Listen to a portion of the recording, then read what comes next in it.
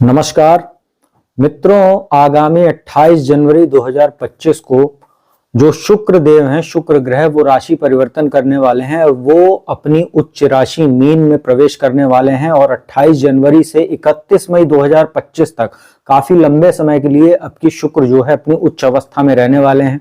मित्रों, 28 जनवरी को जब शुक्र का प्रवेश होगा कुंभ राशि से मीन में, तो यहाँ मीन राशि में राहु पहले से विराजमान है। साथ ही कन्या राशि में बैठे केतु की भी सप्तम दृष्टि रहेगी, तो दृष्टि संबंध भी बनेगा केतु के साथ। वहीं शुक्र और राहु की युति हो जाएगी मीन राशि में, लगातार रहेगी। 18 मई 2025 तक यहाँ राहु रहने वाले हैं, तो राहु के साथ इनकी लगातार जो है संबंध यहाँ बनेगा, इनका युति बनने वाली है। इसमें मीन राशि में आप लोगों ने अगर पहले वीडियो मेरी देखी होगी, क्योंकि मैंने कुंभ राशि के लिए अलग से एक डेडिकेटेड वीडियो बना दी है कि उसका क्या फल मिलने वाला है कुंभ राशि के जातकों को मीन राशि में प्रवेश के उपरांत, तो उसकी वीडियो आप लोग वीडियो सेक्शन में मेरे जाके देख सकते हैं। साथ ही मैंने एक वीडियो अलग से और बनाई जिसमें 4 राशियों के लिए शुक्र का मालव्य महापुरुष राजयोग भी बनेगा मीन राशि में गोचर के उपरांत, तो वो वीडियो भी आप लोग जाके देख सकते हैं मेरे वीडियो सेक्शन में। मित्रों, मीन राशि में जब शुक्र का प्रवेश होगा तो यहाँ राहु के साथ उनकी युति होगी। वहीं आगे चलकर 14 मार्च को सूर्य भी आ जाएंगे। 14 अप्रैल तक सूर्य भी रहेंगे मीन राशि में। फिर 29 मार्च को तो आप लोगों को पता ही है सबसे बड़ा राशि परिवर्तन होने वाला है इस वर्ष का, वो होगा शनिदेव का, वो भी मीन राशि में प्रवेश करेंगे। साथ ही यहाँ बुध भी रहने वाले हैं। बुध यहाँ 27 फरवरी को ही आ जाएंगे, 27 फरवरी से, और 7 मई तक बुध भी आपकी काफी लंबे समय तक मीन राशि में रहेंगे, जिसमें बुध जो नीच राशि के होते हैं। तो यहाँ पर 14 मार्च से और 14 अप्रैल के बीच में काफी ग्रहों की जो है युति रहेगी। 5 ग्रहों का पंचग्रही योग बनेगा, तो उसकी स्थितियों के बारे में मैं आज बात नहीं कर रहा हूँ, सिर्फ आपको संक्षेप में जानकारी दे रहा हूँ। आज इस वीडियो में, ये वीडियो का पार्ट 1 है, जिसमें शुरुआत की जो 6 राशियां हैं, मेष, वृषभ, मिथुन, कर्क, सिंह एवं कन्या राशि के लिए शुक्र का मीन राशि में प्रवेश के उपरांत क्या फलादेश रहेगा उसकी संपूर्ण जानकारी दूंगा। बाकी की जो राशियां हैं, 5 राशियां, उसकी जानकारी मैं आपको वीडियो के पार्ट 2 में दूंगा, और कुंभ राशि के लिए पहले ही वीडियो बना दिए, तो आप लोग देख सकते हैं। मित्रों, शुक्र जो है ऐश्वर्य कारक ग्रह होते हैं। शुक्र जो है पुरुष की कुंडली में अगर देखा जाए तो शुक्र धातु के कारक होते हैं, वैवाहिक सुख के कारक होते हैं। तो ये जितना भी हमारे जीवन में ग्लैमर होता है, जितना भी भौतिक सुख साधन है, जितना भी ऐश्वर्य है, जितना भी भोग है, उस सबके कारक शुक्र होते हैं। साथ ही ये दैत्यों के गुरु होते हैं और कलाओं के स्वामी हैं। जो भी व्यक्ति जिसकी कुंडली में शुक्र की स्थिति बहुत अच्छी होती है, ऐसा व्यक्ति जन्मजात कलाकार होता है। एक्टिंग, सिंगिंग, ड्रामा, ये सब चीजें उसके अंदर कहीं ना कहीं कूट कूट कर भरी होती है, उसको सीखने की भी बहुत ज्यादा जरूरत नहीं पड़ती। तो मित्रों, चलिए अब आप लोगों को समय व्यर्थ किए बिना अब एक एक राशियों की जानकारी देते हैं। सबसे पहले बात करते हैं मेष राशि की। मेष राशि के लिए जो शुक्र का गोचर है बहुत अच्छा नहीं कह सकते हैं। हालांकि द्वादश भाव में शुक्र का गोचर अपवाद स्वरूप तो अच्छा माना जाता है, लेकिन यहाँ पर अच्छा इसलिए नहीं है क्योंकि शुक्र आपके सप्तम भाव के स्वामी बनते हैं, साथ ही धन भाव के स्वामी बनते हैं। गोचर हो रहा है इनके खर्च में, वहां राहु के साथ इनकी युति बन रही है, और 6ठे भाव में बैठे केतु के साथ दृष्टि संबंध रहेगा। मित्रों, यहाँ पर आपको ये ध्यान रखना, खर्च में आपके बेतहाशा वृद्धि हो जाएगी, दिखावे पर आप ज्यादा खर्चा करेंगे। साथ ही सप्तमेश होकर द्वादश में शुक्र जा रहे हैं और राहु के साथ युति हो रही है, तो वैवाहिक जीवन में समस्याओं को जरूर जन्म देंगे। किसी भी प्रकार का आपस में हो सकता है कोई वैचारिक मतभेद इतना बढ़ जाए कि तलाक तक की भी नौबत आ सकती है, खासतौर पर उनकी कुंडली में जिनके में ऑलरेडी शुक्र राहु की युति पहले से बनी हो। तो आप लोगों को बहुत ध्यान रखना है। साथ ही यहाँ पर धनेश होकर जा रहे हैं, साथ ही सेकंड हाउस जो होता है वो वाणी का भी होता है, कुटुंब का होता है, ससुराल पक्ष का होता है, संचित धन का होता है। तो कहीं ना कहीं कुछ परिवार में भी ये मतभेद शुक्र राहु की युति कराएगी, और खर्चे में जैसा मैंने बताया आपके वृद्धि होगी। धन आपके पास आता रहेगा, लेकिन ये कहीं ना कहीं आपके स्वास्थ्य को भी डिस्टर्ब करेगा, क्योंकि शुक्र की नीच दृष्टि 6ठे भाव पर है, केतु वहां बैठे हैं, आपका पाचन प्रभावित हो सकता है।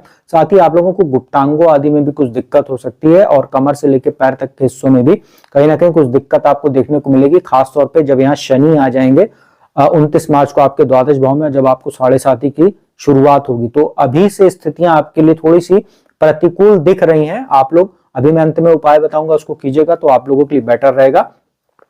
वैवाहिक जीवन के लिए कतई अच्छा नहीं, और बिजनेस में भी आपको ये डिस्टर्ब कहीं ना कहीं कर सकता, फ्लक्चुएट कर सकता है। तो बड़े निर्णय लेने से पहले सोच विचार लीजिएगा, अन्यथा आपको शुक्र राहु की स्थिति हानि पहुंचा सकती है।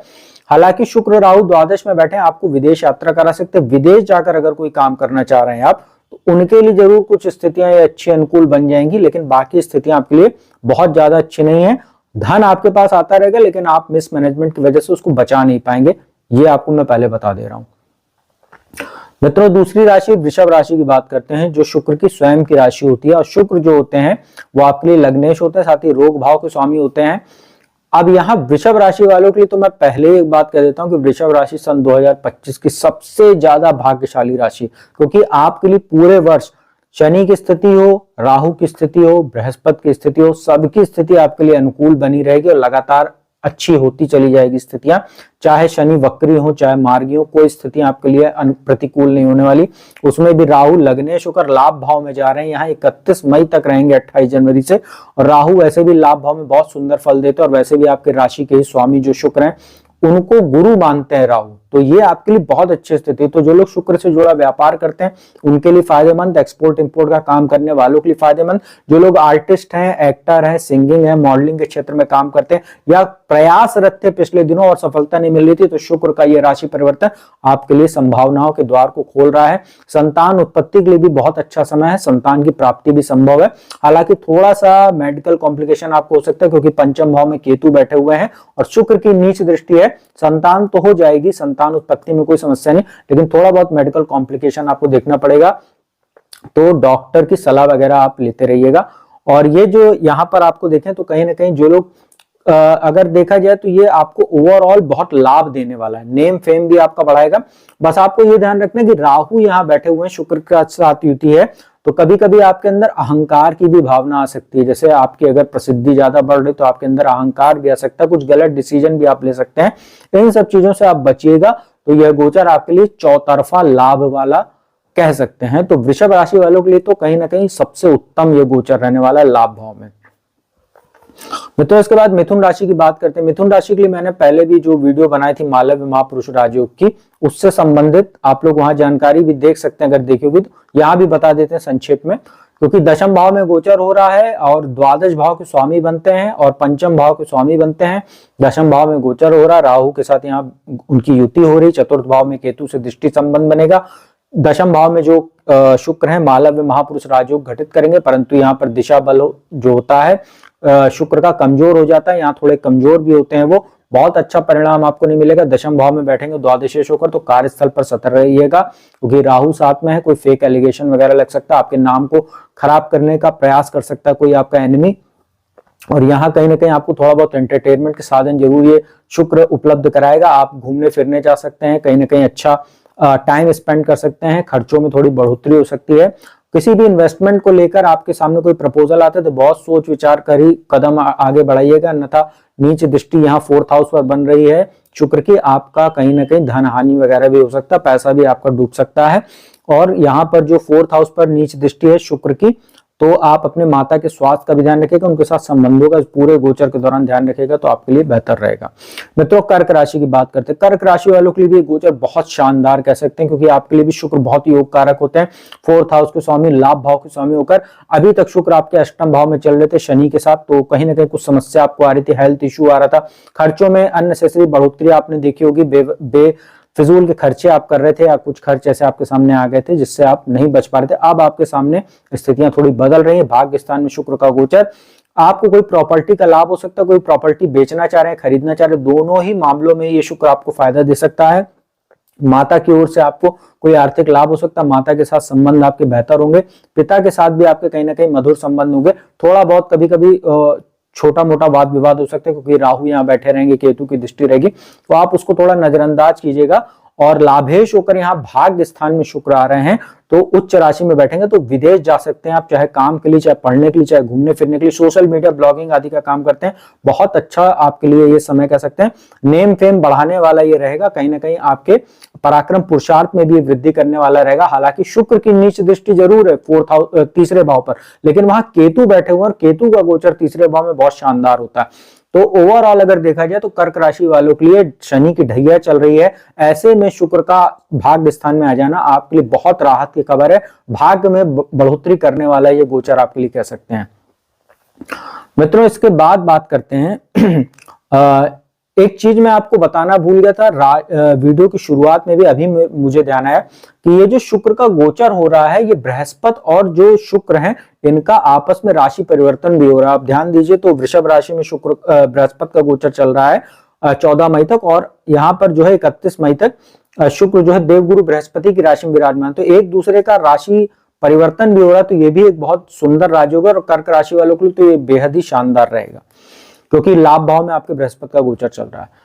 मित्रों उसके बाद पांचवी राशि की बात करते हैं, वो है सिंह राशि। आपके लिए ये गोचर थोड़ा सा दिक्कत पैदा कर रहा है। उसका कारण है कि अष्टम भाव में शुक्र का गोचर होगा।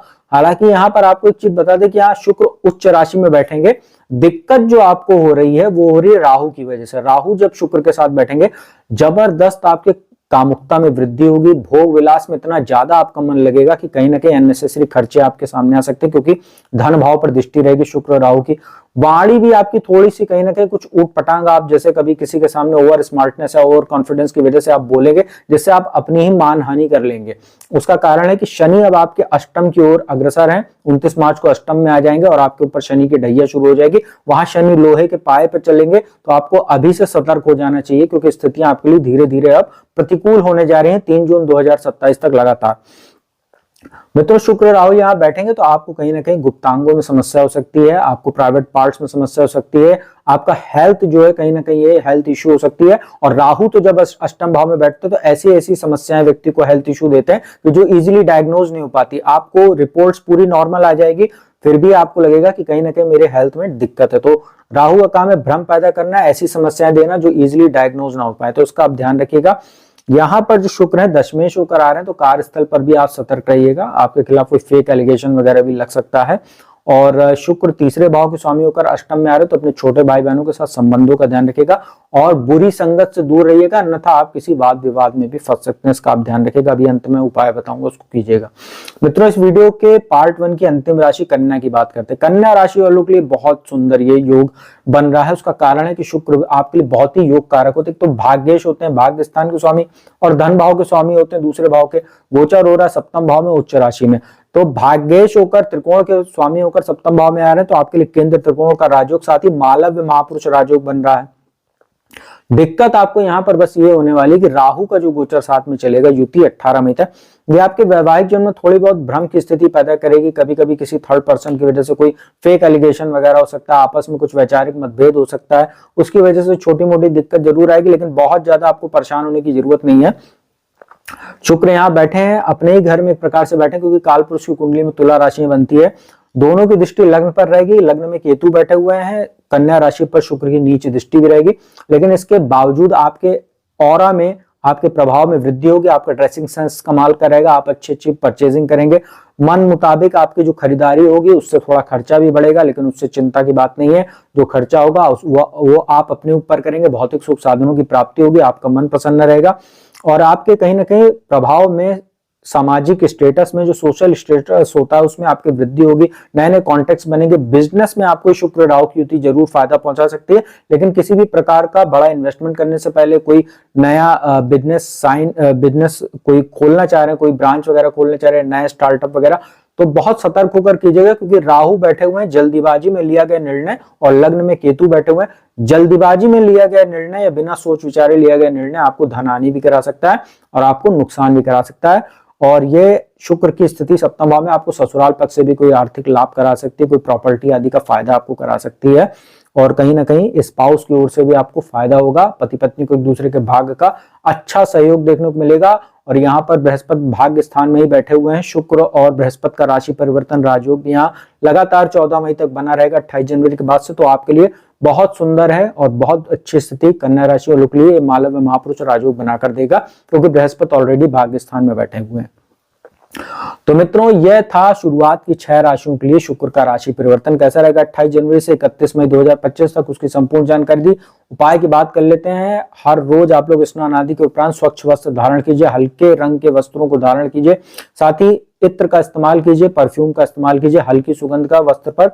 घर से निकलते समय जो है थोड़ा बहुत आप जो है दही का सेवन करके निकलिए, तो कार्यस्थल पर आपको सफलता मिलेगी। और अनैतिक कार्यों से दूर रहिए, तो आप लोगों के लिए अच्छा रहेगा। बुरी संगत से दूर रहिए, अच्छा रहेगा। और माता लक्ष्मी की पूजा उपासना निरंतर करते रहिए, तो आप लोगों के लिए ये शुक्र का गोचर और भी ज्यादा शुभ परिणाम देगा। तो मित्रों उम्मीद करता हूं वीडियो आपको अच्छी लगी होगी। वीडियो अच्छी लगी तो इसको लाइक कीजिए, कमेंट कीजिए, शेयर कीजिए। जिसको कुंडली विश्लेषण कराना है, मेरा नंबर डिस्क्रिप्शन स्क्रीन पर उपलब्ध रहता है, उस पर संपर्क कीजिए, अपॉइंटमेंट लीजिए। कुंडली विश्लेषण का लाभ देश दुनिया के किसी भी कोने से प्राप्त कीजिए। अब मैं अपने वाणी के विराम देता हूं। इस वीडियो का पार्ट 2 लेकर आपके समक्ष जल्दी हाजिर होऊंगा। तब तक के लिए ओम नमः शिवाय।